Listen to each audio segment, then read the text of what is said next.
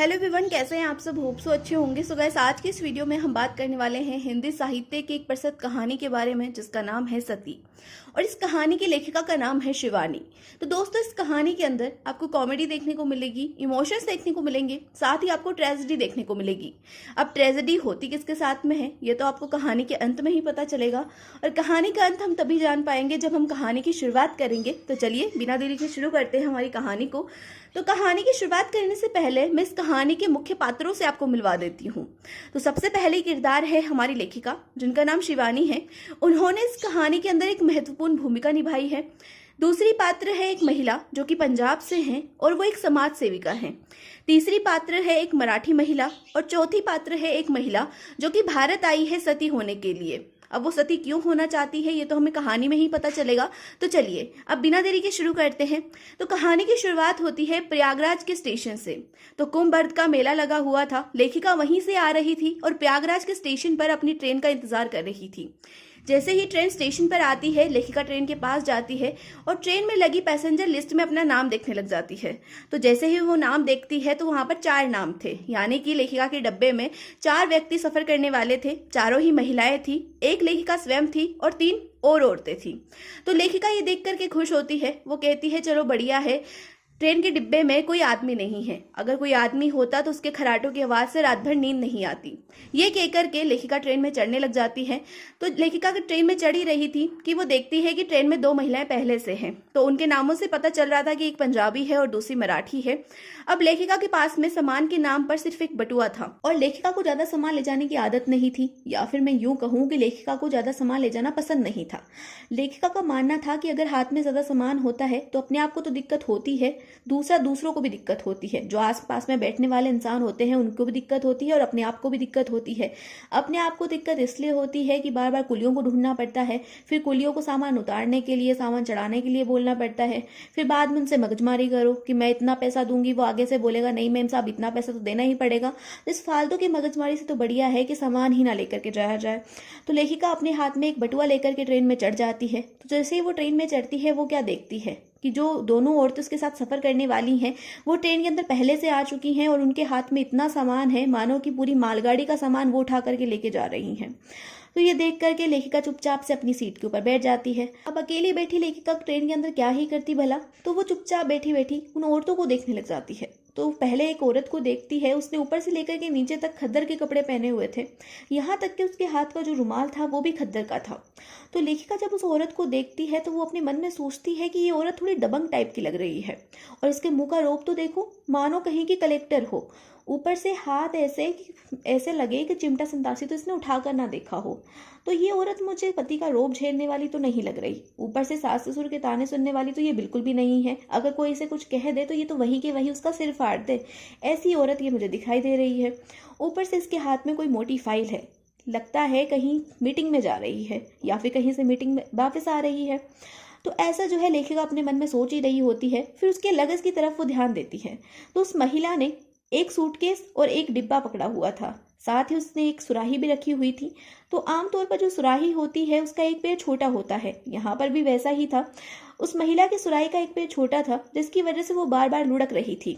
अब लेखिका जब उस महिला की तरफ देखती है तो महिला ने एक नॉवल पकड़ी हुई थी और उस नॉवल को बहुत आराम से पढ़ रही थी।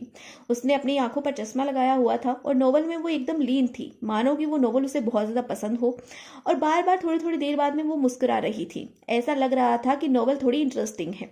उसके बाद में वापस से जो है वो घूर करके नॉवल को देख रही थी, मानो कि कोई खुफिया चीज देख रही हो। तो लेखिका उसके ऊपर ध्यान दे ही रही थी कि एकदम से उसकी जो सुराही है वो गिर जाती है। तो लेखिका देखती है कि वो जो औरत है वो झुझराती हुई अपने चश्मा उतार करके नॉवल को एक साइड रख करके वापस से सुराही को खड़ा करती है, फिर वापस से अपना चश्मा लगाती है और नॉवल को पढ़ने लग जाती है। लेकिन थोड़ी देर बाद में फिर से सुराही गिर पड़ती है। वापस से वो महिला अपना चश्मा उतारती है, सुराही को फिर से सीधा करती है और फिर से नॉवल पढ़ने लग जाती है। तब अब लेखिका जो है अपने मन में सोचती है कि मैं इसकी मदद तो कर ही सकती हूँ। इस सुराही को अगर मैं अपने पर्स के ऊपर रख दूं तो ये जो सुराही है वो टिक जाएगी और बार बार लुढ़केगी नहीं। लेकिन मैं ऐसा क्यों करूं, मुझे इस औरत से कोई भी हमदर्दी नहीं है। एक तो इसने इतना सारा सामान उठाया हुआ है, ऊपर से सुराही ले जाने की क्या जरूरत थी? सुराही का इसे क्या ही करना था भला? तो बिना फालतू की चीजें उठा करके लेकर आएंगे तो ऐसे ही परेशान होंगे। अब मैं क्यों ही इसकी मदद करूं? तो ये सब लेखिका अपने दिमाग में सोचती है। तो थोड़ी देर ऐसे ही सिलसिला चलता रहता है। उसके बाद में वो जो औरत थी वो लेखिका के साथ बात करने लग जाती है। दोनों के बीच में बातें होती हैं। वो औरत बताती है कि वो एक समाज सेविका है। पंजाब में उसका बहुत बड़ा एनजीओ है, जहाँ पर जो विधवा महिलाएं होती हैं या फिर जो बेसहारा महिलाएं होती हैं उनकी वो देखरेख करती है। फिर वो बताती है कि मैं अभी अभी यूएस से आई हूँ और मैं यहाँ से लखनऊ जा रही हूँ किसी सेमिनार के लिए, जो कि समाज कल्याण के लिए है। तो ये सब बातें हो ही रही थी। तो लेखिका जो है अपने बारे में बताती है। फिर वो दोनों औरतें उस मराठी महिला की तरफ देखती हैं। वो जो मराठी महिला थी वो तन करके अपनी सीट पर लेटी हुई थी। उसने एक मराठी अखबार पकड़ा हुआ था जिसे वो बहुत ध्यान से पढ़ रही थी। दूसरी तरफ उसके लगेज में बहुत सारे बैग थे, साथ ही बहुत सारे स्टील के डिब्बे थे जिसको उन्होंने एक के ऊपर एक चिन के रखा हुआ था, मानो कि इजिप्ट का पिरामिड हो। तो वो जो मराठी महिला थी उसने थोड़ी सी देर भी इनकी तरफ नहीं देखा। थोड़ी देर वो इनकी तरफ देखती, जैसे ही आंखें चार होती वापस से मुंह फेर लेती। तो वो जो महिला थी वो थोड़ी खड़ूस टाइप की थी। तो लेखिका उस महिला के बारे में बताते हुए कहती है कि जो महिला है थोड़ी खड़ूस है। इसके जो चेहरा है वो सुंदर तो है, लेकिन ये हमारे ऊपर ध्यान ही नहीं दे रही है, मानो किसी ऑफिसर की बीवी हो। फिर जो लेखिका है वो उसके एक बैग की तरफ देखती है जिसके ऊपर उसके पति का नाम लिखा हुआ था, मेजर जनरल विनोलकर। नाम पढ़ करके लेखिका सोचती है कि वाह शिवानी, तेरा तो जवाब नहीं, जैसा सोचा था वैसा ही निकला, किसी मेजर की वाइफ है। ये कहकर के लेखिका वापस से उस महिला की तरफ देखती है। वो मराठी महिला चुपचाप से अपना अखबार पढ़ रही थी और थोड़ी थोड़ी देर बाद में मुस्कुरा रही थी। तो लेखिका सोचती है कि पता नहीं ऐसा क्या लिख दिया है मराठी लेखक ने जिसे पढ़ करके ये महिला उसकी कठपुतली बन गई है। जैसा वो चाह रहा है वैसे ही भाव अपने चेहरे पे दिखा रही है। कभी हंसती है तो कभी गुस्से से अखबार को देखती है। फिर वो जो मराठी महिला है वो अपना मंगलसूत्र उठा करके अपने मुंह में रख लेती है और दांतों से चबाने लग जाती है और थोड़ी थोड़ी देर बाद में मुस्कुरा रही थी। लेखिका उसे ही देख रही थी कि तभी वो महिला इन दोनों की तरफ देखती है। मराठी महिला इन दोनों की तरफ देखती है तो ये दोनों भी उस महिला की तरफ देखने लग जाते हैं। दोनों की जैसे ही आंखें चार होती है वैसे ही मराठी महिला अपना मुंह फेर लेती है और वापस से अपना अखबार पढ़ने लग जाती है।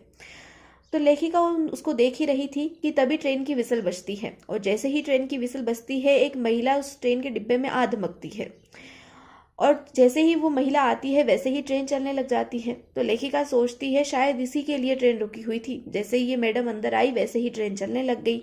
अब जैसे ही ट्रेन चलती है वैसे ही धक्के से वो महिला सीट के ऊपर गिर जाती है। हे मेरी माता जी, मुझे तो लगा था ट्रेन छूट ही जाएगी, शुक्र है छूटी नहीं। ऐसा कह करके वो सीट के ऊपर बैठ जाती है और अपने पल्लू से अपना पसीना पोंछती है। फिर वो हमारी तरफ देखती है और थोड़ा सा मुस्कुरा देती है। मैं उसी की तरफ देख रही थी और पंजाबी महिला भी अपना चश्मा उतार के नोवेल को साइड रख करके उसे देखने लग जाती है। मराठी मोनालिसा भी अपनी अखबार से फुर्सत निकाल के चश्मा उतार के उस महिला को देख रही थी। अब हम तीनों ही महिलाएं उस महिला को देख रही थी, या फिर मैं यूं कहूं कि हम तीनों ही उस महिला को घूर रही थी। अब घूरे भी क्यों ना, वो एक चीज ही ऐसी थी कि कोई भी उसे देखने लग जाए। अब हमारा देखना वो महिला भाप लेती है और कहती है, कैम बेन, बहुत लंबी हो ना मैं, 6 फुट 10.5 इंच, ऑन स्ट्रेट कद है मेरा। मुझे तो लगता है भारत की सबसे लंबी महिला हूं मैं। चलो अब कर भी क्या सकते हैं, तुम्हारी भी कोई गलती नहीं है। मैं हुई इतनी लंबी, कोई भी मुझे देखने लग जाए। चलो बढ़िया है इस ट्रेन के डिब्बे में कोई मर्द नहीं है, नहीं तो मोया मुझे ही घूरता रहता। ऐसा कह करके वो सीट के ऊपर बैठ जाती है। फिर धड़ाधड़ वो हमारा इंटरव्यू लेने लग जाती है। सबसे पहले बारी मेरी थी। मुझसे 2-3 प्रश्न पूछती है, मैं उनके जवाब देती हूँ। फिर वो पंजाबी महिला की तरफ देखती है। पंजाबी महिला भी धड़ाधड़ जैसे थप्पड़ जड़ते हैं वैसे ही 2-3 सवाल के जवाब उसके मुंह पे जड़ देती है। फिर वो महिला मराठी महिला की तरफ देखती है और मराठी महिला हिंदी नहीं जानता कहकर के बात खत्म कर देती है। अब वो महिला हम अपने बारे में हमें बताती है। वो कहती है, मुझे मदालसा कहते हैं, मदालसा सिंघानिया। कल ही प्रिटोरिया से आई हूँ अपनी पति की लाश लेने। भारत सरकार ने मुझे अपने पति की लाश लेने के लिए बुलाया है। तो जैसे ही वो ये सब कहती है पंजाबी समाज सेविका दंग होकर के उसके चेहरे की तरफ देखती है। तो वही रूखी समाज सेविका जो कि थप्पड़ की तरह जवाब उसके मुंह पे जड़ रही थी, वो बहुत नर्म स्वभाव की बन करके उसका हाथ पकड़ करके बोलती है, हे राम राम राम राम राम, क्या हुआ? कोई हादसा हुआ था या भगवान का बुलावा आया था? तुम्हारे पति की मौत कैसे हुई? तो मदाल साहब अपने हाथ से रुमाल निकाल करके सिर से अपना नाक पोंछती है और रोने लग जाती है और बोलती है, मेरे पति पिछले साल हिमालय चढ़ने के लिए आए थे और वहीं बर्फ की आंधी आई और उनके नीचे दब पड़ के उनकी मौत हो गई। कल ही उनकी डेड बॉडी मिली है और मुझे प्रिटोरिया से बुलाया गया है। भारत सरकार ने मुझे उनकी बॉडी ले जाने की अनुमति दी है और वहीं जा रही हूँ बॉडी लेने। और जहाँ पर मुझे बॉडी मिलेगी वहीं पर उनके साथ ही जल करके मैं सती हो जाऊंगी। प्रिटोरिया से मैं भारत इसीलिए आई हूँ ताकि मैं अपने पति की लाश के साथ सती हो सकूं। तो जैसे ही वो ये सब कहती है, पंजाबी समाज सेविका कहती है कि अरे तुम पागल हो गई हो, तुम्हें पता नहीं है सती होना गैर कानूनी है, तुम ऐसा नहीं कर सकती। और अगर तुम्हें किसी चीज़ की ज़रूरत है तो तुम मेरे साथ चलो, मैं पंजाब की समाज सेविका हूँ, मेरा बहुत नाम है वहाँ पर, तुम मेरे एनजीओ में रहना, मैं तुम्हारी देखभाल करूँगी।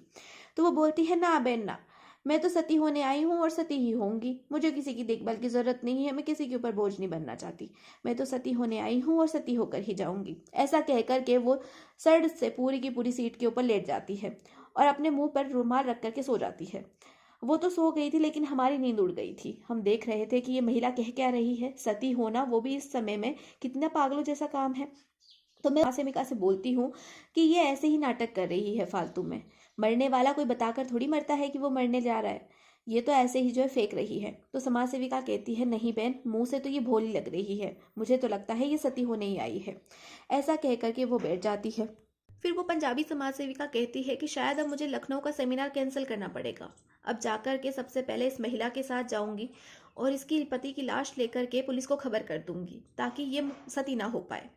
दूसरी तरफ मदालसा सीट के ऊपर उठ करके बैठती है और बोलती है, हे मोरी मैया, मुझे तो भूख लगी है, चलो खाना खा लेते हैं। ऐसा कह करके वो अपनी बेत की टोकरी उठाती है और उसमें से खाने की प्लेट निकालती है। फिर हम तीनों की तरफ देखती है और बोलती है, आओ आओ बहनों, तुम भी खाना खा लो, भूख लगी होगी। तो हम कहते हैं कि नहीं नहीं, हमें नहीं खाना, तुम खाओ। तो बोलती है, अरे बहनों, मेरा अंतिम समय है, इसके बाद तो मैं सती हो जाऊंगी, फिर कहाँ ही तुम्हें मिलूंगी, आ जाओ मेरे साथ खाना खा लो। तो हम कहते हैं कि अगर हम तुम्हारा खाना खाएंगे तो हमारा खाना कौन खाएगा। तो वो बोलती है, अरे 6 फीट 10.5 इंच पूरा कद है मेरा, भूल गई क्या, तुम्हारा खाना मैं खाऊंगी। तो ऐसा कहकर के वो अपनी बेत की टोकरी हमें पकड़ा देती है और हमारे टिफिन छीन करके खाने लग जाती है। अभी हम उसका खाना खा ही रहे थे कि तभी उसने हम तीनों के टिफिन चट कर दिए, मानो कि 10 दिन की भूखी हो। उसके बाद में अपनी उंगलियों को चाटती है, फिर अपना हाथ मुंह धोती है और लेट जाती है अपनी सीट के ऊपर और फिर कहती है, भगवान करे तुम्हारी नींद अच्छे से निकले, मैं तो चली सोने। ऐसा कहकर के वो सो जाती है और उसकी बात भी सच होती है। उस रात हमें बहुत गहरी नींद आती है। जब हम सुबह उठते हैं तो मदालसा गायब थी और मदालसा के साथ हमारा सामान भी गायब था, मेरा चौकोर बटुआ, पंजाबी समाज सेविका का पर्स, उसका चश्मा, उसकी सुराही, सब कुछ। और दूसरी तरफ मराठी महिला के सारे डिब्बे और सारे बैग। मराठी महिला गालियां निकाल रही थी, पंजाबी समाज सेविका भी बोल रही थी, करमजली, अगर तू सती नहीं हुई तो मैं तुझे सती कर दूंगी पकड़ के, अब तो पुलिस के पास जाकर के तेरी एफआईआर कराऊंगी। और इधर मैं चुपचाप बैठी हुई थी। तो यहाँ पर आपकी जो पूरी की पूरी स्टोरी है वो कंप्लीट हो जाती है। तो मदालसा एक चोर थी, ये आपको पता चल ही गया होगा। तो यही ट्रेजेडी थी जो इन तीनों महिलाओं के साथ होती है। तो होप सो आपको वीडियो अच्छी लगी होगी। अगर वीडियो अच्छी लगी है तो वीडियो को लाइक, चैनल को सब्सक्राइब करना बिल्कुल भी मत भूलना और ज़्यादा से ज़्यादा अपने फ्रेंड्स के साथ शेयर करना। अगर आप ऐसी ही और वीडियोस देखना चाहते हैं या फिर आपको किसी और वीडियो का एक्सप्लेनेशन चाहिए, किसी और स्टोरी का एक्सप्लेनेशन चाहिए, तो आप मुझे इस कॉमेंट सेक्शन में स्टोरी का नाम कॉमेंट कर सकते हैं, मैं उसके ऊपर जरूर से वीडियो बनाऊंगी। और अगर आपको कोई भी डाउट रहता है तो आप मुझे कॉमेंट सेक्शन में कॉमेंट कर सकते हैं। तो मिलते हैं नेक्स्ट वीडियो में, तब तक के लिए बाय बाय, टेक।